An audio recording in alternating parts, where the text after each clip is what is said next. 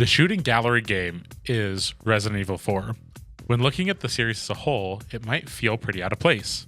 I don't know of any other in-world minigames within the universe, at least none that are as brazenly out of place as the Carnival game is. The shooting gallery is entirely disconnected from the rest of the world in Resident Evil 4. There's no decent in-universe explanation for why they show up in the places they do. Trying to suss out the lore behind them requires Olympic-level gymnastics. Maybe the Salazar family built these games as a sort of arcade for the uber-wealthy Castellan? They're always kept out of the critical path, tucked away in the rooms that the merchant has sequestered for himself. In the remake, the first one you find is in the underground dock area, which is both a departure from the original layout and extra evidence that there is no rhyme or reason for where these things show up. Maybe the Salazar family could build these ranges for their kids, but the builder of the bizarre dock certainly wasn't going to. Capcom could have broken down the barrier dividing these two parts of the game by including an abandoned shooting gallery and a section of the game where you had to go through, but they didn't. They kept the sanctity of the shooting gallery secure. The rewards are largely disconnected from the core gameplay loop as well. You do get a large cash infusion for besting the games, which is valuable, but everyone knows the real prizes are the bottle caps you score. Nothing says worth it quite like Ada Wong and her gun out leggy pose.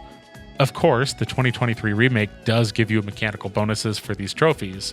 However, as a purist, I kind of prefer the bottle caps to the charms. Why can't I stop thinking about these shooting galleries? Even on my 23rd playthrough of the game, I still waste 30 minutes popping plywood Ganados heads each time I get to them. I believe that the Merchant's shooting gallery in Resident Evil 4 is the thesis statement for the game as a whole. Let's break it down. For those of you who haven't played it, maybe you're waiting on a port to your preferred console, here are the core mechanics of the Carnival shooting gallery. First, Leon chooses from one of the two pre-made weapon loadouts, rapid firing and sniping. If you choose the rapid firing, you'll have access to a shotgun with 30 rounds of extra ammo, a TMP with 100 extra rounds, and a hand grenade. If you go with the sniping kit, you'll have a handgun with 50 extra rounds, a bolt-action rifle with 30 extra rounds, and a hand grenade. Once you're satisfied with the loadout, you'll hit the bell. This is where the fun begins. In set patterns, boards that represent Ganados and Ashley pop up. As Leon, you don't have an excessive amount of room to maneuver. You can move left or right alongside the back counter, but you can't get into the thick of it or anything like that. You have to decide where to make your stand and when to renegotiate.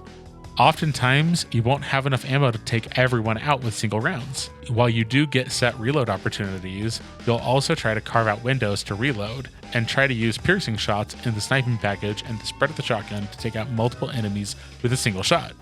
If your marksmanship is perfect, you'll be rewarded. Every 5 shots you make without missing opens up the back and gives you a tiny little target of Salazar's head for you to snipe, which comes with big rewards.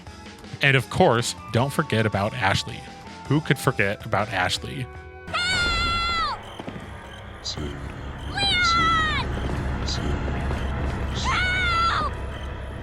Leon! Specific setups will have Ashley boards pop up, forcing your game around her. Each time you hit her comes with a massive penalty. So now that you know the basics, let's talk about how this little minigame connects to the game at large. There is a difference between narrative themes and mechanical themes. Examining its story, Resident Evil 4 is a game about zombies, human nature, and the dangers of unchecked scientific progress, as well as the struggle for survival in extreme circumstances. But I'm not here to talk about Resident Evil's story. Resident Evil 4's mechanical themes can be broken into 3 main points: pinpoint precision, battlefield management, and treasure hunting. As Leon, you have one main mode of interfacing with the world. It's no coincidence that every gun in this game has a laser pointer attached. Even weapons like the shotgun have a laser beam, and a single piece of shot hits the laser every time. From the beginning of the game, you're encouraged to use your weapons as precision instruments, placing your shots in specific body parts of your enemies.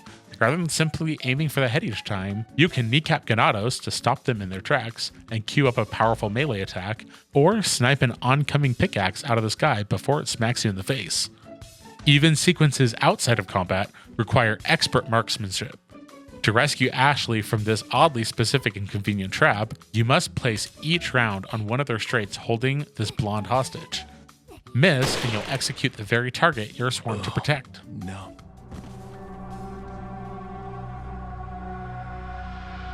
The stop and shoot flow of Resident Evil 4 might feel like an antiquated stopgap on the way toward the era of the universally accepted twin-stick shooter paradigm. However, the world of the game was built around these controls. Capcom doesn't want you zipping around the map stringing together stylish combos. They made that into a different game.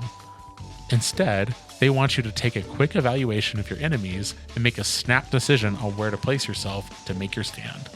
This is why Ashley is an important part of the game. They gave you a ball and chain throughout half the game that forces you to maintain situational awareness and prevents you from getting too bold in clearing houses. If the combat in the game is about pinpoint precision and battlefield management, the exploration in Resident Evil is about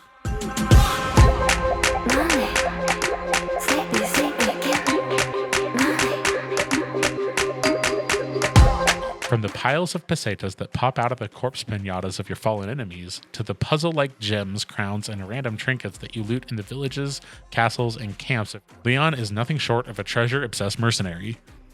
The largest game loop in Resident Evil 4 involves buying new equipment, using it to rout your enemies, and looting the treasure they protect to finance new and better equipment. This constitutes the driving force of the gameplay. It is the why of the game. The Carnival Shooting Gallery embodies the themes in a beautiful microcosm of the game. Every shot you take matters, not just what you shot, but where you shoot it. A body shot of an enemy will score you 50 points, but a headshot will double that. And if you get too fast and loose, you'll scuttle the kill streak that sets up the Salazar bonus, which is a massive influx of points. Each layout the gallery presents you forces you to quickly evaluate and find new footing. Where you stand will save precious time to eliminate your targets, preferably with headshots, and the cutouts of Ashley will do their best to force you into new footing with each layout, as the puzzle moves from being the most efficient and precise with your shots toward not scuttling your game with a misplaced shot on the teeny bopper. Finally, the cash rewards, alongside the bottle caps, evoke the overarching motivation the player is given to keep playing. And like the best rewards the core game has to offer, they are delightfully campy. The design that goes into games is as impactful as it is mysterious. It's easy to look at the layout of a room or the inclusion of a minigame in one of your favorite titles and not see the impact the specific layout has on your experience, or the themes that the inclusion of the minigame reinforces. But these are the building blocks of our chosen medium. I enjoy the feeling of understanding the decision behind every design. If you enjoyed this, please throw me a like and hit the subscribe button, and leave a comment on a topic that you would like me to talk about in the future.